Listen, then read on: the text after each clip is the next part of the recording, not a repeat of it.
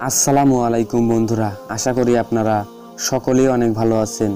বন্ধুরা, ইউসুফ ও জুলেখার কাহিনী কে না শুনতে চায়, কে না জানতে চায়, তাই আমি আপনাদের জন্য একটি বিশেষ পর্ব করে ইউসুফ ও জুলেখার কাহিনী নিয়ে হাজির হলাম। তো বন্ধুরা, আপনাদের কাছে একটাই রিকোয়েস্ট, এই ভিডিওটি আপনারা সম্পূর্ণ দেখবেন, কারণ এই ভিডিওটি সম্পূর্ণ দেখার পর আমি আপনাদের বলে দিচ্ছি, সবাই অবাক হয়ে যাবেন। ইউসুফ ও জুলেখা সম্পর্কে অনেক কিছু জানতে পারবেন। তো বন্ধুরা, চলুন আমরা ভিডিওর দিকে এগিয়ে যাই। বৃদ্ধ বয়সে বিবি সারা খাতুনের গর্ভে হজরত ইব্রাহিমের এক পুত্র সন্তান জন্মে। তাহার নাম ইসরাইল আলাইহিসসালাম। ইসরায়েলের দুই পুত্র ইয়াসা ও ইয়াকুব। ইয়াকুবের 12টি পুত্র, তন্মধ্যে একাদশ পুত্র ইউসুফ। কনিষ্ঠ পুত্রের নাম বনি ইয়ামিন। হজরত ইয়াকুব জানতেন যে ইউসুফ ভবিষ্যৎ জীবনে নবী হবেন। তিনি অতি গুণবান, শ্রী ও লাবণ্যমণ্ডিত ছিলেন। শৈশবেই ইউসুফ ও বনিয়ামিন মাতৃহীন হন। নানা কারণে হজরত ইয়াকুব অন্যান্য সন্তান অপেক্ষা ইউসুফকে একটু বেশি আদর যত্ন করতেন। এই জন্য বিমাতার গর্ভে অপর 10 জন ভ্রাতা ইউসুফকে একটু ঈর্ষার চোখে দেখতেন। ইউসুফ একদা রাত্রে স্বপ্নে দেখতে পেলেন সূর্য, চন্দ্র ও 11টি নক্ষত্র তাকে যেন অভিবাদন করছে। পরদিন পিতার নিকটে কথাটা বললেন। ইয়াকুব স্বপ্ন বৃত্তান্ত শুনে খানিকক্ষণ চিন্তা করে বললেন, তোমার পিতামাতা ও 11টি ভাইয়ের চাইতে তুমি শ্রেষ্ঠ হবে, কিন্তু সাবধান করে দিচ্ছি, তোমার অপর ভ্রাতাদের নিকটে এ বিষয়ে কিছু বলো না, কারণ তাহলে তারা তোমার বিরুদ্ধে চক্রান্ত করতে পারে। পিতার মনে আশঙ্কা ছিল, একে তো ভাইরা ইউসুফকে হিংসার চোখে দেখে, আর তার উপরে তারা কোনো গতিকে স্বপ্নের কথা জানতে পেরে হয়তো আরও হিংস্র হয়ে উঠতে পারে। কিন্তু সাবধানতা সত্ত্বেও ভ্রাতারা স্বপ্ন বৃত্তান্ত জানতে পারল। তারা পরামর্শ করতে লাগলো কীরূপে ইউসুফকে তাদের মধ্য থেকে সরিয়ে দেওয়া যায়। অনেক যুক্তিতর্কের মধ্যে তারা স্থির করল, তাকে না মেরে কূপের মধ্যে ফেলে দেওয়া হবে। যদি ভাগ্য থাকে কোনো পথিকের দেওয়ায় তার প্রাণরক্ষা হলেও হতে পারে। এইরূপ পরামর্শ করে তারা পিতার নিকটে গিয়ে বললেন, আব্বা, ইউসুফ তো এখন বড়সড় হয়েছে, আর বাড়িতে রাত দিন না রেখে আমাদের সঙ্গে মাঠে পাঠিয়ে দিন, সেখানে সে খেলাধুলা করবে, আমরা তাকে দেখাশোনা করব। হজরত ইয়াকুব প্রথমে তাদের কথায় রাজি হলেন না, কিন্তু তাদের পীড়াপিড়িও অনেক তর্কের পর অবশেষে তাদের সঙ্গে যেতে অনুমতি দিলেন। পরের দিন তারা ইউসুফকে অনেক দূরে এক নির্জন মাঠের মধ্যে নিয়ে গিয়ে তার দেহ থেকে জামা কাপড় খুলে নিয়ে তাকে নির্দয়ভাবে প্রহার করল। ইউসুফ প্রায় মরে যাবার মতো হলেন। তাদের সবচেয়ে বড় ভাই বলল, তোমরা ওকে মেরে ফেলো না, ওকে কুয়ার মধ্যে ফেলে দাও।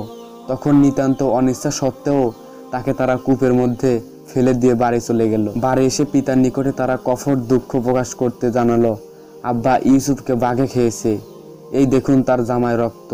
তিনি শোকে মুহ্যমান হয়ে কাঁদতে লাগলেন।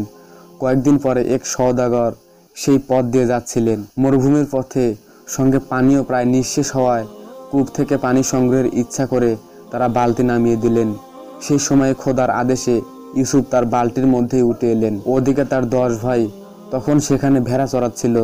তারা ইউসুফকে দেখতে পেয়ে ছুটে এসে বলল, কি আশ্চর্য, এই যে আমাদের সেই গোলাম, কয়েকদিন থেকে পালিয়ে এসেছে, একে যদি আপনারা ক্রয় করেন তবে আমরা বিক্রি করতে পারি। প্রতিবাদ করলে ভ্রাতারা পাশে তাকে বধ করে। এই ভয়ে ইউসুফ চুপ করে রইলেন। কয়েকটি টাকা দিয়ে সওদাগরেরা তাকে কিনে নিলেন। সওদাগরের সঙ্গে ইউসুফ মিশর গিয়ে দেশে হাজির হলেন, সেখানে তাকে কিনে নিলেন। সওদাগরের সঙ্গে ইউসুফ মিশর গিয়ে হাজির হলেন, সেখানে তাকে তার বাদশাহের এক আত্মীয় কিতফির আজিজ নামক একজন সম্ভ্রান্ত ব্যক্তির নিকটে বিক্রয় করলেন। আজিজ ইউসুফকে তার স্ত্রী জুলেখার খাস গোলাম করে দিলেন। ইউসুফ বয়সপ্রাপ্ত হবার সঙ্গে সঙ্গে অসামান্য রূপবান হয়ে উঠতে লাগলেন। তার অপরূপ শ্রী লাবণ্য ও সুগঠিত দেহ সৌষ্ঠবের প্রতি প্রভু পত্নী জুলেখা দিন দিন আকৃষ্ট হতে লাগলেন। একদিন তিনি তার প্রতি আনুগত্য হওয়ার জন্য অনুরোধ জানালেন, কিন্তু ইউসুফ সে কথায় একেবারেই কর্ণপাত মাত্র করলেন না। জুলেখা নানা প্রকার প্রলোভ দিয়েও তার মন জয় করতে পারলেন না। অবশেষে নিরাশ হয়ে তিনি তার স্বামীর নিকটে তার বিরুদ্ধে অভিযোগ করলেন। ইউসুফ দোষারোপের প্রতিবাদ করে বললেন, এই নারী আমাকে অন্যায় কাজে লিপ্ত করবার চেষ্টা করছে। এইরূপে একে অন্যের নামে দোষ দেবার চেষ্টা করতে লাগলেন। ইউসুফ ও জুলেখার এই সকল কাহিনী ক্রমে প্রকাশ হয়ে পড়ল। অন্যান্য রমণীরা ছিছি করতে লাগলো। জুলেখা যখন জানতে পারলেন যে তার সম্বন্ধে অপরাপর মহিলারা অন্যায় সমালোচনা করছে, তখন তিনি তাদের জব্দ করার জন্য ফন্দি আঁটলেন। তিনি একদিন তাদের নিমন্ত্রণ করলেন। এবং ছুরি দিয়ে কেটে খেতে এমন কিছু খাবার প্রস্তুত করলেন। সকলে খেতে এলে তাদের প্রত্যেককে এক একটি ছুরি দিলেন। তারা যখন খেতে আরম্ভ করছে ঠিক সেই সময় জুলেখা ইউসুফকে ডাকলেন। ইউসুফকে দেখে মেয়েরা এত বিস্মিত ও মুগ্ধ হলো যে তারা খাবার কাটতে গিয়ে নিজেদের আঙ্গুল কেটে ফেললো। তারা বলাবলি করতে লাগলো, এত রূপ, এত সুন্দর, এ কি মানুষ না ফেরেশতা।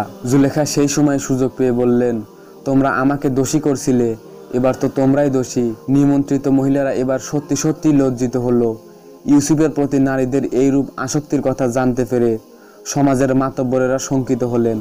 তারা নৈতিক জীবন পবিত্র রাখার জন্য ইউসুফের বিরুদ্ধে বাদশাহের নিকট অভিযোগ করলেন।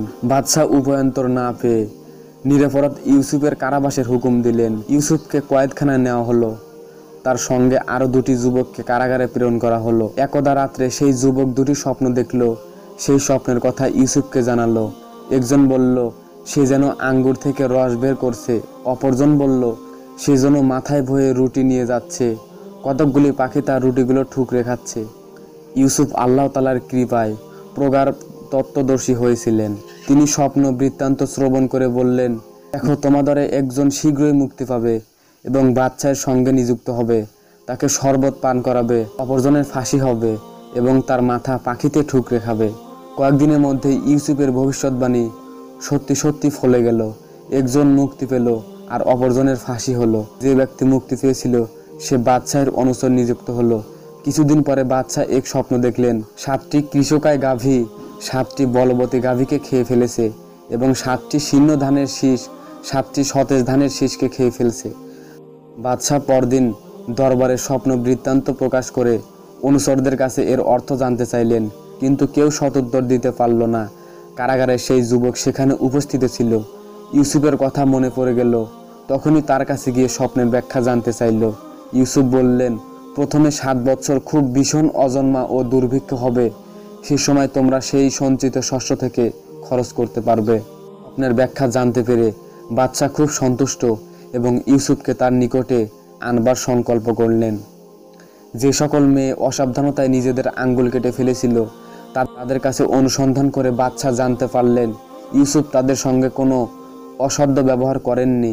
তারাই ইউসুফকে তাদের দিকে আকৃষ্ট করতে চেয়েছিল। জুলেখাও সেখানে ছিলেন। তিনি একথার সত্যতা সম্পর্কে সাক্ষ্য দিলেন। বাদশাহ সব কথা শুনে অনুতপ্ত হলেন এবং ইউসুফকে মুক্তি দিয়ে তাকে রাজ্যের প্রধানমন্ত্রী নিযুক্ত করলেন। ইউসুফের স্বপ্নের ব্যাখ্যা সত্যি সত্যি সফল হলো।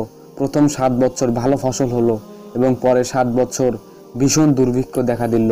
মিশরের সঞ্চিত খাদ্যের কথা জানতে পেরে নানা দেশ থেকে লোকজন আসতে লাগলো। ইউসুফের ভ্রাতারাও খাদ্যদ্রব্য ক্রয় করতে লাগলো। তিনি তাদের দেখে চিনতে পারলেন, কিন্তু তারা তাকে চিনতে পারল না। তিনি ভ্রাতাদের খাদ্য দিয়ে বলেন, আবার যখন আসবে তোমাদের ছোট ভাইকে সঙ্গে নিয়ে এসো, তাকে না নিয়ে এলে খাদ্য পাবে না।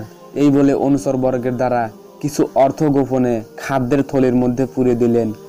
তারা বাড়ি গিয়ে তাদের পিতাকে মিশরের শাসনকর্তার অনেক গুণের কথা বর্ণনা করলো। এবারে ছোট ভাইকে নিয়ে যাবার জন্য বলে দিয়েছেন সে কথাও জানালো। হযরত ইয়াকুব তাদের পূর্বের কাজ স্মরণ করে কনিষ্ঠ পুত্র বনি ইয়ামিনকে তাদের সঙ্গে দিতে রাজি হলেন না। খাদ্যের বস্তা খোলা হবার পর তার মধ্যে টাকা দেখতে পেয়ে তারা খুবই বিস্মিত হলো। পুনরায় খাদ্যাভাব ঘটলে তারা তাদের পিতাকে শক্ত করে ধরে নিয়ে বললেন, আব্বা, আপনি ছোট ভাইকে আমাদের সঙ্গে নিয়ে যেতে দিন। খোদার নামে শপথ করে বলছি, আমরা তাকে অক্ষত দেহে ফিরিয়ে নিয়ে আসব। পিতা তাদের জিদের কাছে পরাজিত হয়ে অগত্যা অনুমতি দিয়ে দিলেন। বনি ইয়ামিনকে সঙ্গে নিয়ে তারা গেল এবং ইউসুফের নির্দেশ অনুযায়ী ভিন্ন ভিন্ন দরজা দিয়ে শহরে প্রবেশ করলো। ইউসুফের কাছে যখন তারা পৌঁছালো তখন ছোট ভাইকে ডেকে নিয়ে নিজের পরিচয় প্রদান করলেন। অন্যবারের মতন এবারেও তাদের বস্তা বোঝাই করে খাদ্য দেওয়া হলো। ইউসুফের এক চাকর একটি পেয়ালা ইচ্ছে করে ছোট ভাইয়ের বস্তায় লুকিয়ে রেখে দিল। পেয়ালা হারিয়ে যাওয়ায় বিশেষ শোরগোল পড়ে গেল। অবশেষে অনেক খোঁজাখুঁজির পর বনি ইয়ামিনের বস্তার মধ্যে সেটা পাওয়া গেল। বনি ইয়ামিনকে বাদশাহের কাছে বিচারের জন্য নিয়ে যাওয়া হলো। তার ভ্রাতারা বলল, আমাদের পিতা খুব বৃদ্ধ হয়েছেন, এটি তার সকলের ছোট ছেলে, একে ফিরিয়ে না নিয়ে গেলে পিতা বড়ই কষ্ট পাবেন। আপনি এর বদলে আমাদের একজনকে রাখুন।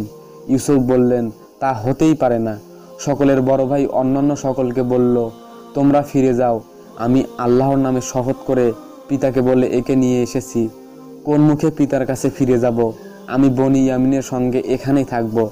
তারা দেশে গিয়ে হযরত ইয়াকুবকে সমস্ত সংবাদ জানালো। তিনি শুনে দুধসহ শোকে আর্তনাদ করতে লাগলেন। শোক কিসনিত প্রশমিত হলে বললেন, দেখো, আল্লাহর দয়ায় আমি অনেক কিছু জানি। তোমরা আল্লাহর উপরে বিশ্বাস রেখে ইউসুফ ও বনি ইয়ামিনের খোঁজ করো। পিতার আদেশে তারা পুনরায় মিশরে গেল এবং খাদ্য কিনতে চাইল। সেই সময় ইউসুফ তাদের কাছে নিজের পরিচয় প্রদান করলেন। বললেন, আল্লাহ তাআলা তোমাদের ক্ষমা করবেন, তিনি ক্ষমাশীল। তোমরা আমার এই জামা পিতার কাছে নিয়ে যাও, তাহলে তিনি জানতে পারবেন। আল্লাহর কৃপায় ইয়াকুব জানতে পারলেন। ইউসুফের ভাইয়েরা এসে তার জামা পিতাকে দিলেন। হযরত ইয়াকুব খুশি হয়ে বললেন, পূর্বেই বলেছি, আমি যা জানি তোমরা তা জানো না। ইউসুফের পরামর্শ মতো তার ভ্রাতারা তাদের পিতামাতা ও অন্যান্য পরিজনদের নিয়ে মিশরে গেলেন। সেখানে ইউসুফ তাদের বসবাস করার ব্যবস্থা করে দিলেন। তো বন্ধুরা, ইউসুফ ও জুলেখার এই পর্বটি আপনাদের কাছে কেমন লেগেছে? আশা করি এই ভিডিওটি আপনাদের কাছে অনেক ভালো লেগেছে। যদি এইরকম ভিডিও প্রতিদিন পেতে চান, অবশ্যই আমাদের এই চ্যানেলটি সাবস্ক্রাইব করার পর পাশের বেল বাটনটি বাজিয়ে রাখবেন, যাতে করে নতুন নতুন ভিডিও পেতে আপনাদের মিস না হয়।